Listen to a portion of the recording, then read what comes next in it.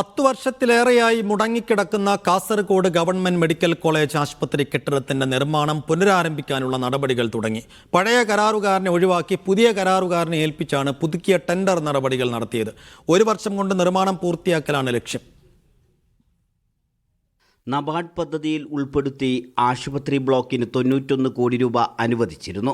അതിൽ 50 കോടി രൂപയുടെ പ്രവൃത്തിയാണ് പൂർത്തിയായിട്ടുള്ളത്. പിന്നീട് നിർമ്മാണ പ്രവർത്തനങ്ങൾ നിലച്ചു. ആശുപത്രി കെട്ടിടം കാടുമൂടി.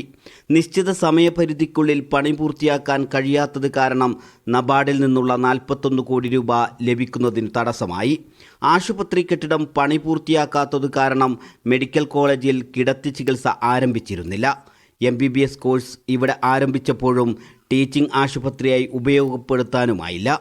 ഉടൻ നിർമ്മാണ പ്രവൃത്തികൾ ആരംഭിച്ച് 1 വർഷത്തിനകം ആശുപത്രി തുറന്നു കൊടുക്കാനാണ് തീരുമാനം. സിവിൽ വർക്ക് ബാക്കിയുണ്ടായിരുന്ന ആശുപത്രി കെട്ടിടത്തിൻ്റെ സിവിൽ വർക്ക് ഡൽഹിയിലെ ത്രിലോക് എന്ന കമ്പനി കരാർ ഏറ്റെടുക്കുകയും ഇന്ന് പ്രവൃത്തി ആരംഭിക്കുകയും ചെയ്തിട്ടുണ്ട്.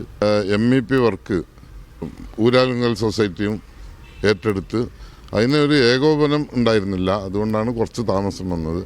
ഇനി 1 വർഷം കൊണ്ട് അത് പൂർത്തീകരിക്കാനാണ് കരാറിൽ വ്യവസ്ഥ ചെയ്തിരിക്കുന്നത്.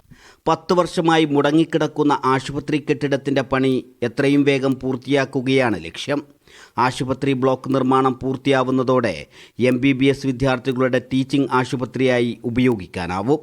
ഇതിനു പുറമെ കിടത്തിൽ ചികിത്സ ഉൾപ്പെടെ ലഭ്യമാവും എന്നതും ജില്ലയിലെ രോഗികൾക്ക് ഏറെ ആശ്വാസമാണ്.